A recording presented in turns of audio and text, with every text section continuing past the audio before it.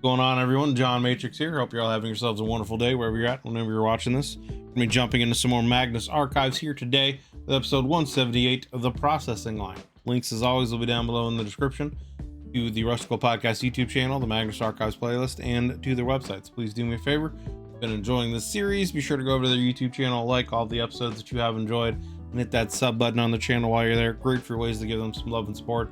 And be sure to check out their YouTube memberships, their Patreon, and their website to find ways to give them some love and support if you indeed would like to do so.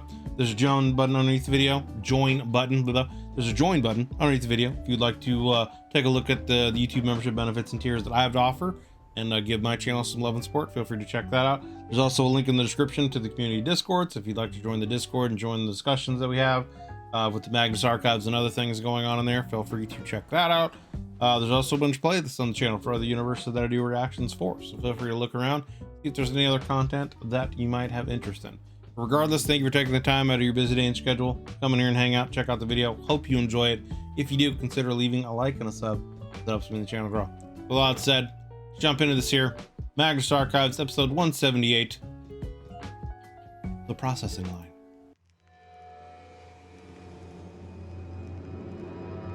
The ammonious strings string ammoniously.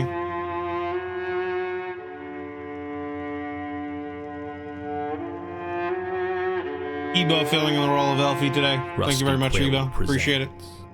The Magnus Archives.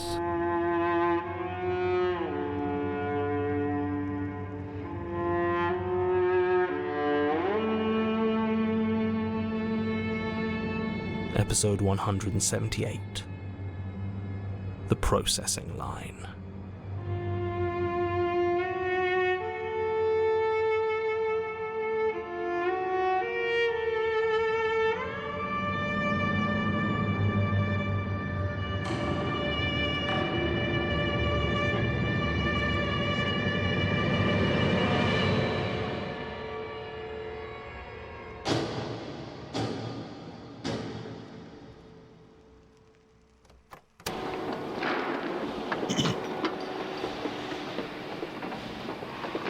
You're sure she came through here?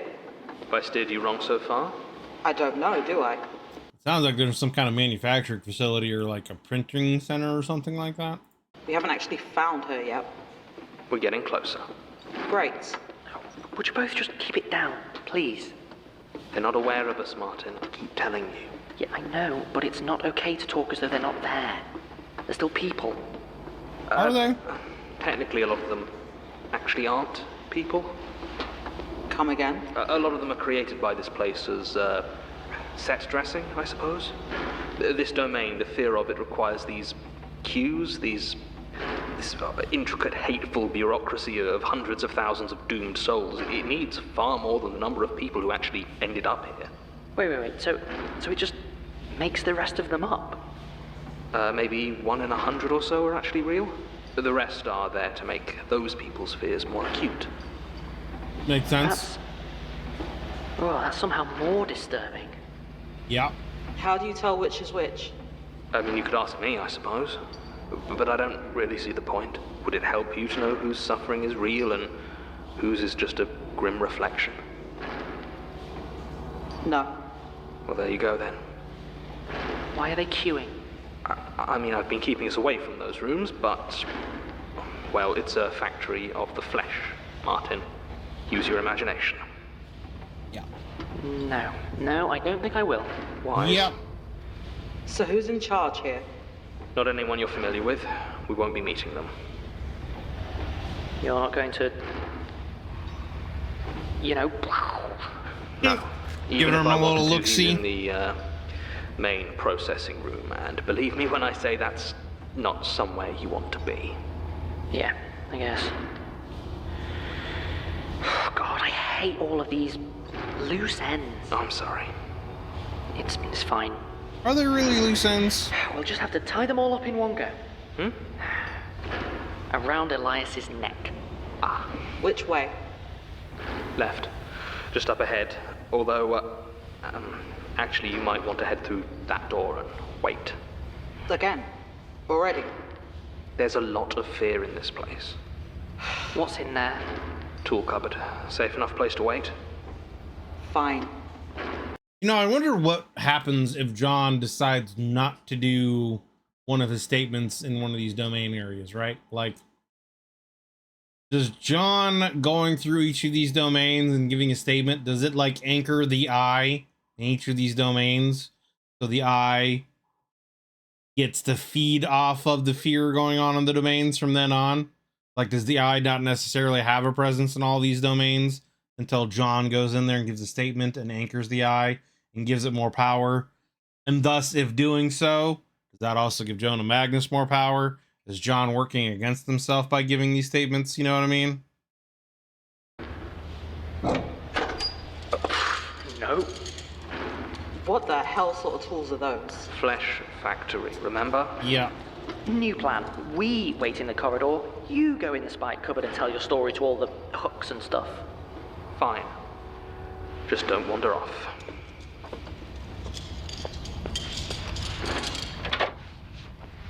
Right, Hubo? Well, it could be worse. At least they're clean.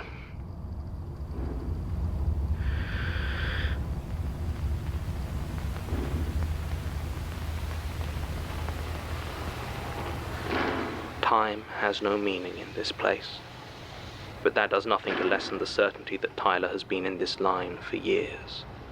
Yikes. A steady stream of sweat flows down his neck, staining his rough-weaved jumpsuit and sticking the itchy material to the skin of his back.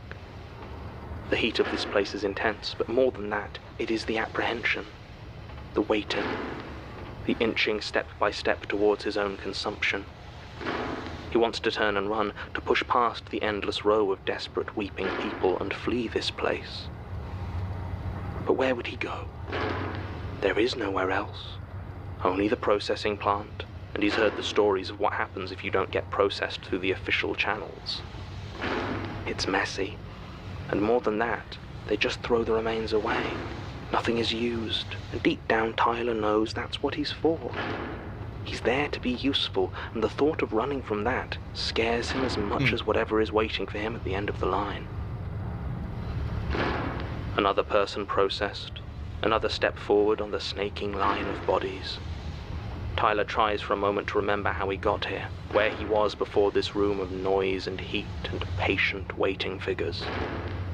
You know, that also brings up another interesting question, right? Like, let's say you're in one of these fear domains and you are like an actual normal live human, right? In one of these fear domains. Can you like run out of one of these domains and get into another one, right? Like, you're sitting there for years in a processing line. You have the will and the ability to just be like, dude, F this. I'm tired of standing in this line. I'm going to leave now. You know what I mean? Or is it a situation where like the fear is so instilled in you that you can't escape the domain, right? Like you're in that domain specifically because it is your deepest, darkest fear.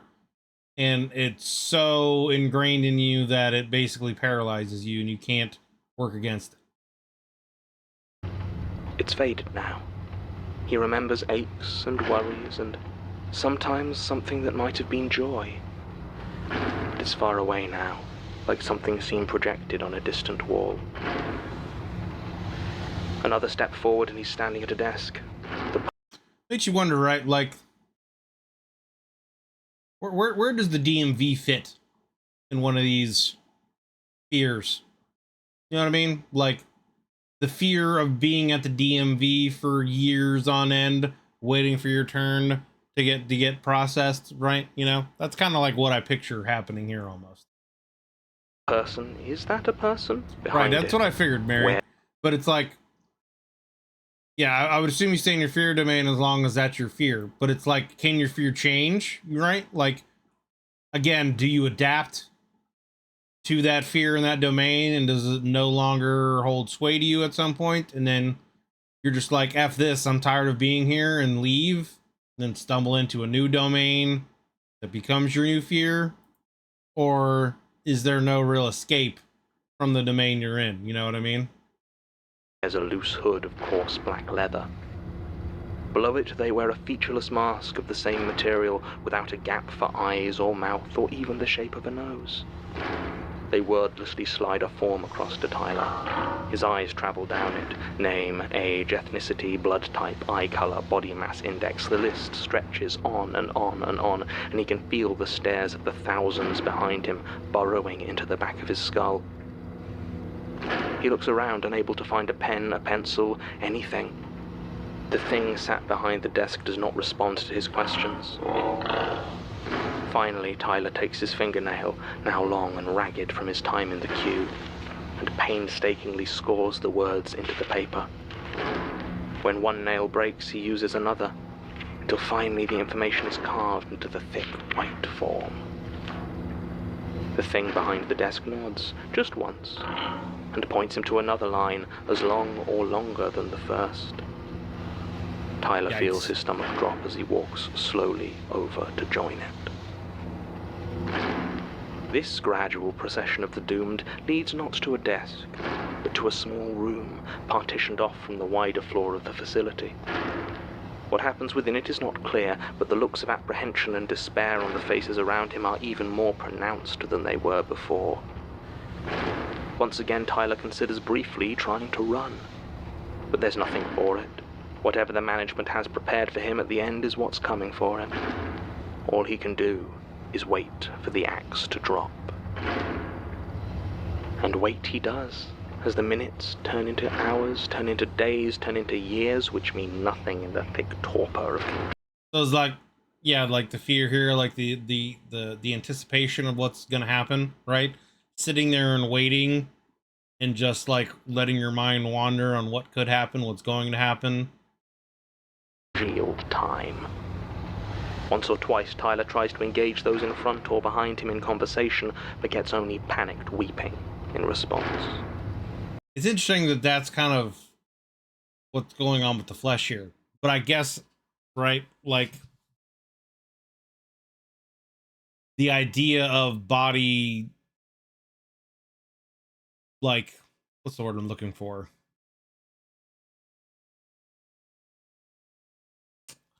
Not necessarily bodily harm, but I guess that would be like a term that would fit, right? Just like something bad happening to you, right?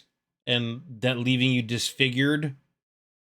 I guess that could be part of what, you know, would be in this domain, right? Like, is that kind of what's happening? This idea of sitting in line, waiting, and anticipating something bad that's going to happen to you, you know? It's interesting that that's kind of part of the flesh. He is silent, his only companion the heavy dread that is gradually expanding through his gut. Another step and he is at the door to the small room. It is riveted iron, not rusty, but clean and polished to a sterile shine. The only smell is the smell of cleaning products. The door finally opens, and another thing stands there. It is dressed like the one behind the desk, but stood to its full height, it towers over Tyler in its leather apron. It grips him firmly by the shoulder, in hands with the weight and texture of granite, and leads him into the room of clean and burnished metal. He tries not to stare at the implements that hang on the wall as he is placed on a wide metal plate in the center. He feels it yield slightly under his feet, and a weight appears on a screen set back into the wall. One of the things adjusting the equipment seems to become aware of this, though how it could have seen the measurement Tyler does not know. And it sounds like this would be a perfect job for Jacob, you know what I mean? Snatches the forms he still carries from his hand. The noises that come from behind the mask seem to indicate the weight does not match what he has put down on his paperwork, and despite everything, Tyler is suddenly gripped with a panic that he might somehow be in trouble. The disruption passes quickly, and the things move on to other tests. Poking, lifting, stretching his limbs and assessing them with strange metal tools. Even if he had the will to, Tyler could not have struggled. The movements of the things scrutinizing him are as gently unstoppable as a piston. Finally. Sounds like these things almost sound like they're pigs, right? It almost sounds like they took like pig noises and made him deeper and kind of slightly distorted. He is led over to a grate on the floor. He barely even has time to register the red-hot wire cutter before it is in and out of his left arm with practiced professional ease, neatly removing a small wedge of muscle. There is almost a full second of numb confusion before the pain finally hits, and Tyler begins to scream. The figures surrounding him do not seem to notice, instead fussing over the sample they have taken, examining it in minute detail and silently conferring about it. Then they all nod at once, and the tiny chunk of meat is tossed away down a nearby disposal. One of them moves to the wall and picks up a long metal rod connected to an intricate arrangement of looping metal. Tyler is so preoccupied with the pain in his arm, he doesn't notice the switch turn on or the metal begin to glow red with heat. When the brand hits him in the small of his back, he has no idea what is happening. The sensation is so... like a reverse butcher kind of situation, you know? Overwhelming that it's only after they push him out down a long metal chute and he finds himself at the back of another queue, he realizes what has happened. As he sees the stamp of this place scorched into every back that stretches off into the distance. This is the last processing line. Tyler can feel that truth deep inside himself. There is no longer the wide open space surrounding them. Instead, the head-height dividers lock them into single file, snaking back and forth in a zigzag as their path approaches the shining metal gate at the end. The ground is angled ever so slightly down, making it uncomfortable to stand still and always gently urging them to move forward. At last, the prospect of seeing what might happen if he runs from the line seems worth it to Tyler, but the realization sets in that it is far, far too late for that. One step, then another, then another. The production balance of this place means it must be impossible for this line to be moving quicker than the ones before it, but it seems to press on with a determination that makes Tyler feel faint. The interminable dread of the wait has dissipated into a very present panic of reaching the end of this line, but with every scream it seems to accelerate, and all too soon he is through the gate. In the room before the killing floor, there are three things: a mirror, a diagram, and a thick black permanent marker. Tyler stares at himself, 100 thoughts running through his head as he waits his turn on the floor. He could refuse. A final petty act of rebellion against a system it feels like he's run through 100 times. But what would be the point of that? It won't save him. A wasted pile of discarded tissue is all that would be left. It's interesting, right? How this is, yeah, it seems like it's almost a reverse butchery kind of setup, right? But now the human, I guess, is getting the perspective of what the animal must be going through and its fears and thoughts, right?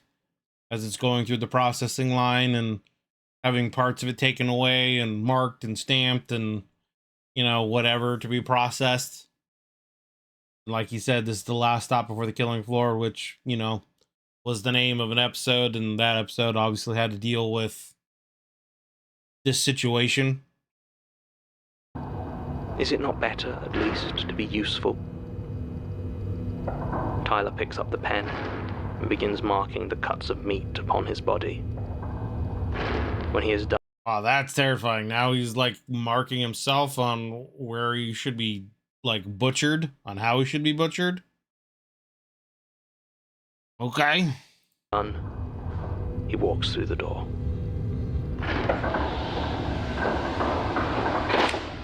The bolt goes... It's so weird that it's also, like, the fear that's driving him is the fear of not being useful, of being useless. And so he's, like, allowing himself to go. It's almost like the statement saying he's got a choice, but not really, I guess. You know what I mean? Like, I don't know.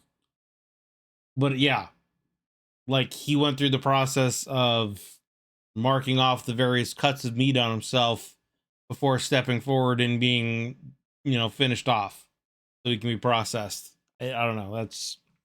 That's pretty dark. It's like digging your own grave, kind of dark. When he is done, he walks through the door. Right, Eva. The bolt goes through the back of his neck with a crack, and Tyler feels himself fall, paralyzed to the floor. It does not kill him, though. See, right there, that would be the super terrifying thing, right? Like, again, one of my greatest fears is, you hear stories all the time about people going into surgery and being put under with anesthesia, and they're essentially paralyzed, but they're able to still feel everything, right? And so, like, they're not able to, like, say, hey, I can feel this, and basically you feel the entire process of the surgery, all the cuts and everything that they're happening, and the doctors think you're under and you can't do anything. Like, that would be one of my greatest fears, and that's like, it sounds like what's about to happen here, where he took the bolt on the back of the head, it paralyzed him, but it didn't kill him, and now he's going to be alive through the whole process of being cut up. He watches as his limp body is hoisted onto the butcher's frame. They take their time as they disassemble him, making sure to let him see exactly what is about to happen at each step of the way.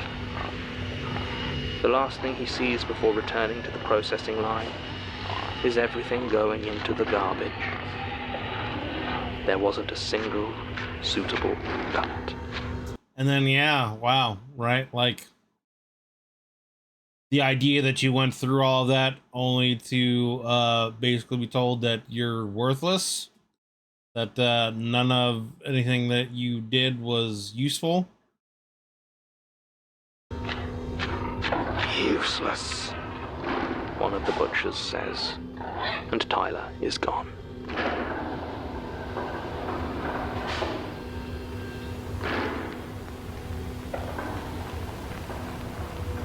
That's a pretty dark one.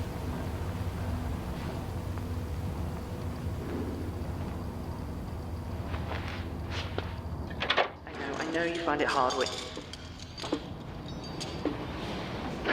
Done already? Yes. Talking about me? I assume that's a rhetorical question. I am trying to keep my powers to myself. Sure. I was just giving Basira some advice. Avatars are from Mars and humans are from Venus, that sort of thing. I mean... I got that reference. Yeah, sort of. Well, we were pretty much done anyway. Great. Well, in that case, shall we move on? After you. Shall we? Right.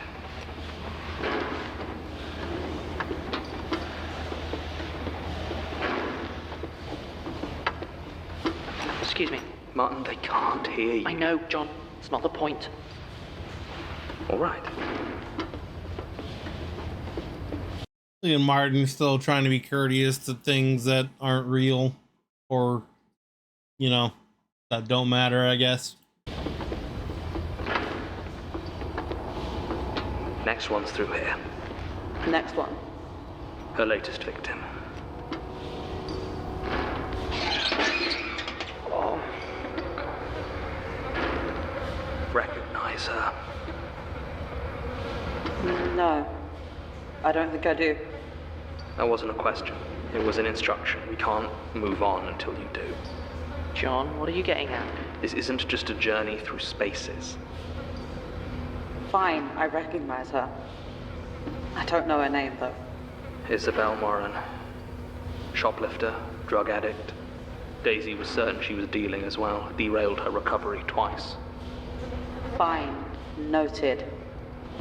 Can we just move on, please? I'm afraid not. It's interesting how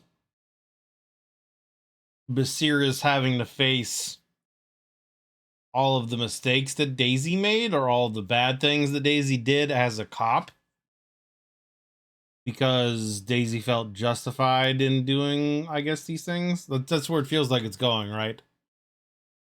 I guess is this a situation where, for Basira, right, because she cared for Daisy so much, she had like a certain perspective or view on Daisy as an officer, and maybe Basira admired her in certain, in a certain way as an officer, right? And now she's having to, I guess, see the truth behind a lot of that. Daisy wasn't quite so perfect, I guess. I don't know. Why not? We aren't finished here. Is that a threat? Guys, come on, don't do this, not here. I told you before, we can't hunt a monster you refuse to see. Don't give me that patronizing, ominous oracle bullshit, John. I'm not an idiot. I never said you were. Guys. Look, I need you to lead the way. I don't need your advice, and certainly don't need you stood there judging me. Enough! Someone has died. Show some respect. Or don't you care? Of course I fucking care. What's the problem? I don't understand. I don't need him laying everything out for me like I'm some kind of idiot. I know, alright? Daisy's the only person I could ever rely on, and she did things, terrible things, and I refused to see it, or said it was my duty, or whatever. I don't know. Sarah. I care, I don't need to wallow in it. I need to end it, all of it. It's kind of interesting too, right? Because I guess that could also, you could take that deeper and like look at that as like cops in general. You know, there's a lot of stuff that the police force can potentially, right, like ignore or look away from in order to keep the what's it called, the prestige of the force, you know, looking a certain way, you know, etc., etc. We're here for you. No. She was there for me. Cops versus robbers and monsters. I thought we were doing good. I really did. I knew there was some bad shit. I knew Daisy was into a lot of it, but I thought it balanced out. I thought we were good. I know how that feels.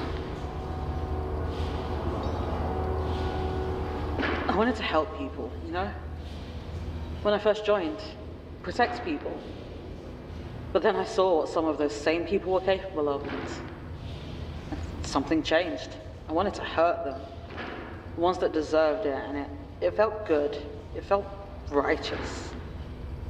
I thought I could feel the line, but I really did. Eventually, though, it was too much. I was gonna quit. I couldn't take what I saw myself becoming, but then I got sectioned, and suddenly it turned out there were real monsters out there, and well, that just made the power feel better. Mm-hmm. So things kept slipping. But Daisy was always there for me. All those innocent people. Were they? Innocent? Some. And if not, what crime warrants what was done to them? Theft, violence, disrespect. You knew her. She was trying to be better. She was. But she never asked me to forgive her. Forgive her? I've been scared, terrified for my life so many times these last few years, but I've never, not once, felt so horribly, abjectly powerless as when she took me into that forest to kill me. I'll never forget it. You never said. It's not easy to talk about. Oh, John. And would you have? Forgiven her? No. But she never asked me. She knew she had no right.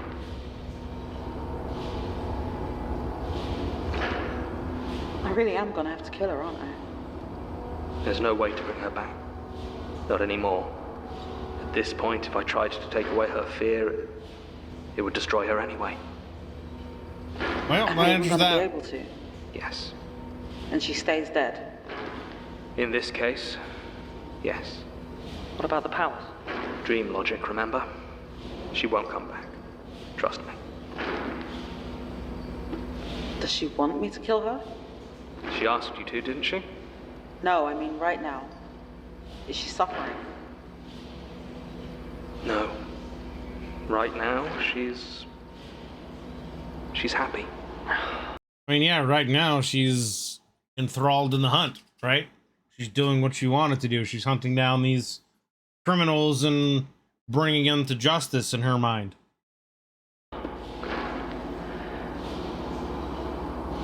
Killing her won't undo any of it. But that's not the point. No one gets what they deserve. Not in this place. They just get whatever hurts them the most. Yeah. Even me.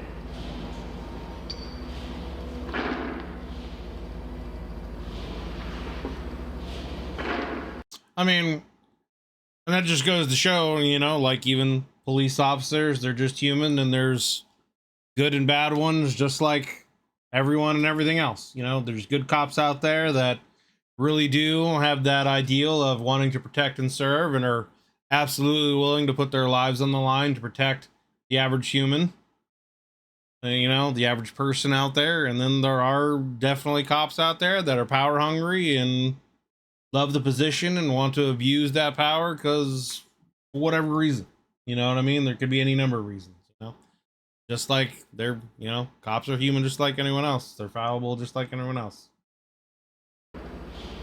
Can we move on now?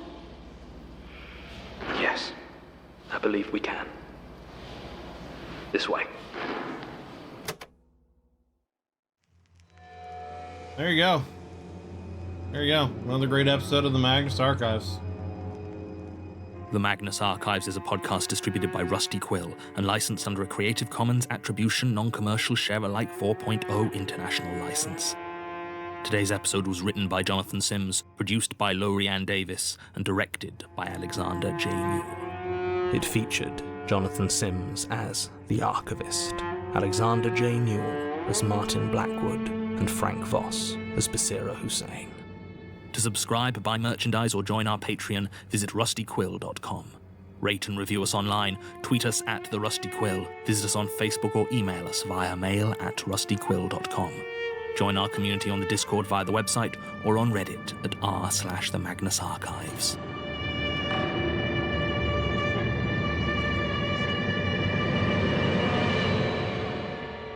Thanks for listening. Thank you for the great show. My monitor went black there. I thought, oh my god, my monitor just turned off, but no, part of the video. But yes, that was the Magnus Archives episode 178, The Processing Line. Links, as always, will be down below in the description to the Rusty Quill Podcast YouTube channel, the Magnus Archives playlist, and to their websites. Please do me a favor. If you've enjoyed this series, be sure to go to their YouTube channel, like all the episodes that you have enjoyed, hit that sub button while you're there if you haven't already. Great for ways to give them some love and support. And feel free to check out their YouTube memberships, their Patreon, and their website. Find ways to give them some extra love and support if you would like to do so.